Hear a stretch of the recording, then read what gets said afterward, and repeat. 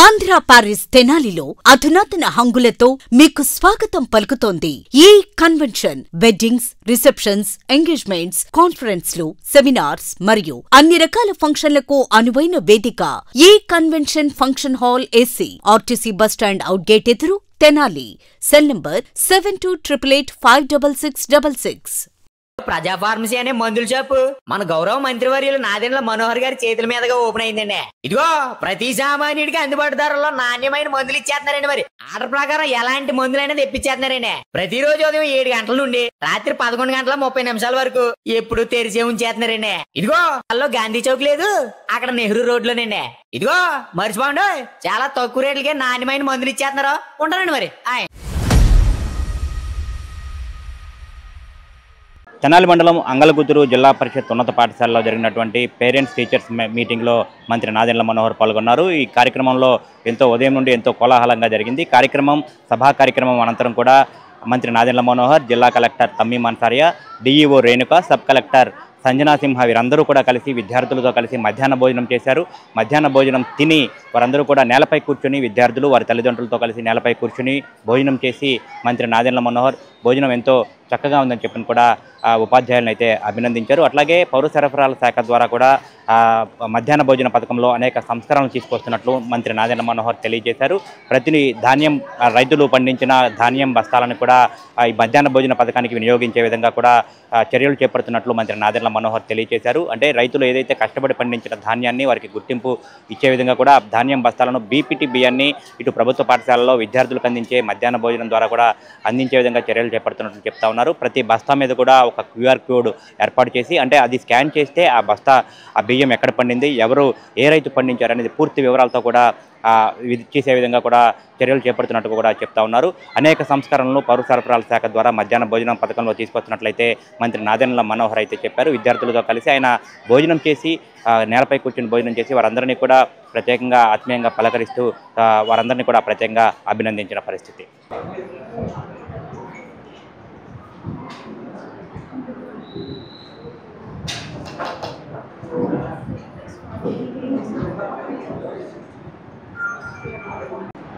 Right now it should have gone away to the farmer. For no reason they're stocking it in the harvest. It was to give it before the rains come. Now the rains also have come and gone. School lo kind of college lo. Ela undi college lo anta. People బాగున్నారా?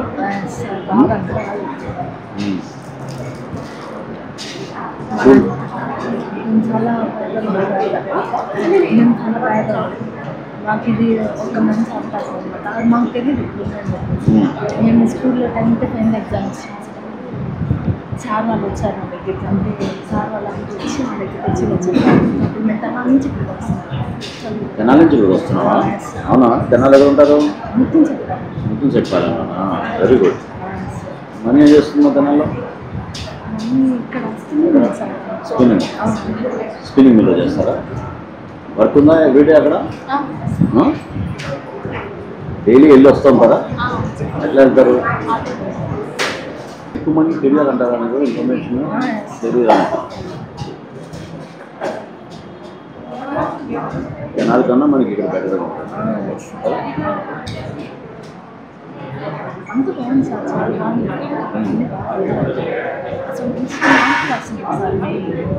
అక్కడైతే ఎలా study hours పడుతున్నారు, ఇక్కడ కూడా same మంచిగా చూసుకున్నాను. బాగా చెప్తున్నారు సార్.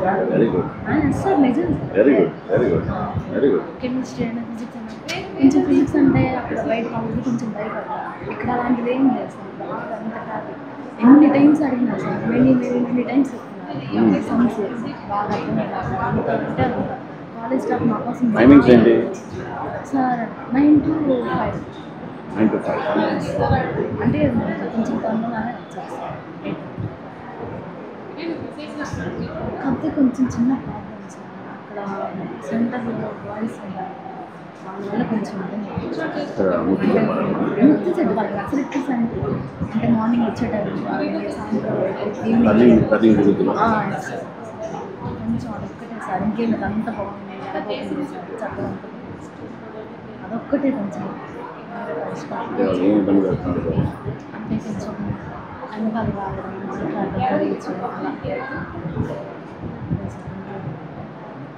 రూటీన్గా జరుగుతూ ఉంటుందా లేకపోతే మీరు ఈవినింగ్ వెళ్ళేటప్పుడు ఎక్కువ మార్నింగ్ ఇచ్చే టైం లేదు సార్. అక్కడ మేము మేము ఎప్పుడు వస్తున్నాము అవన్నీ టైం వేస్ట్ చూసుకుని అక్కడ సెంటర్ 8:30 నుంచి ఉంటారు. సాయంత్రం ఈవినింగ్ వెళ్ళేటప్పుడు పేరెంట్స్ అందరు ఎట్లా ఉంది భోజనం బాగానే ఉందా? ఇదివరలాగా టిఫిన్ క్యారేజ్ తెస్తున్నారా తగ్గిందా? మధ్యాహ్నం భోజనం ఇంప్రూవ్ అయిందా ఇదివరకన్నా? పిల్లలు ఎక్కువ తింటున్నారా?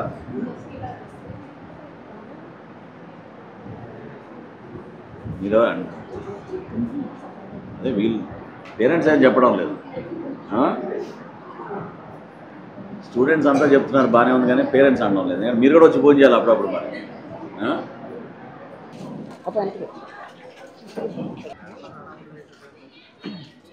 ఈరోజు రాష్ట్ర వ్యాప్తంగా నిర్వహించిన పేరెంట్ టీచర్ మీటింగ్ 3.0లో భాగంగా పాల్గొనడం అంగల్గుద్దూరు జెడ్పీ హై స్కూల్లో నిజంగా చాలా సంతోషాన్ని నింపింది.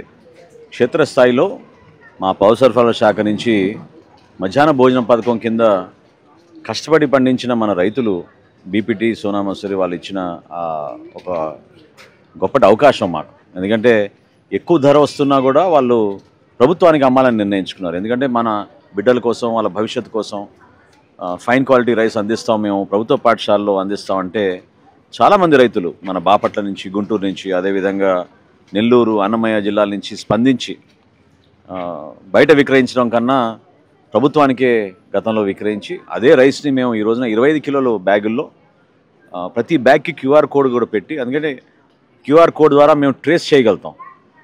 అదేవిధంగా ఉపాధ్యాయులు కానీ మన విద్యార్థులు కానీ వాళ్ళ ఫోన్ల ద్వారా ఇమీడియట్గా చెక్ చేసుకుని ఎక్కడి నుంచి వచ్చింది ఈ రైసు, ఏ రైతు పండించాడు, ఏ రైతు సహాయ కేంద్రం నుంచి మేము తీసుకున్నాం అనే విషయం కూడా దాంట్లో ఉంటుంది. కాబట్టి రైతులందరూ కూడా చాలా మనస్ఫూర్తిగా వాళ్ళు చేసిన కార్యక్రమాన్ని విద్యార్థులు కూడా వాళ్ళ తల్లిదండ్రులు కూడా ఆశీర్వదిస్తారు. ఎందుకంటే కష్టపడి పండించిన ఆ ధాన్యాన్ని మన బిడ్డల కోసం ఉపయోగించుకుంటాం అనే ఒక నినాదంతో మేము వెళ్ళాం. అది 100% క్షేత్రస్థాయిలో ఇంప్లిమెంట్ చేస్తున్నాం. ఈరోజు అందరితో పాటు భోజనం చేశాను, క్వాలిటీ చాలా బాగుంది, రెండోసారి కూడా వేసుకున్నాం. అదేవిధంగా ప్రభుత్వం నుంచి అందిస్తున్న కోడిగుడ్డు, అదేవిధంగా చిక్కీ కూడా బాగానే ఉందని పిల్లలందరూ కూడా చెప్పారు. రాబోయే రోజుల్లో మేము ఇంకో కొత్త ప్రోగ్రాం కూడా తీసుకురాబోతున్నాం. ఈ ఖరీఫ్ మాసం పూర్తయిన తర్వాత రైతుల దగ్గర నుంచి సేకరించిన ధాన్యాన్ని ఖచ్చితంగా మన పౌరుల కోసం, మన బిడ్డల కోసం, మన భవిష్యత్తు కోసమే ఉపయోగించుకుంటాం.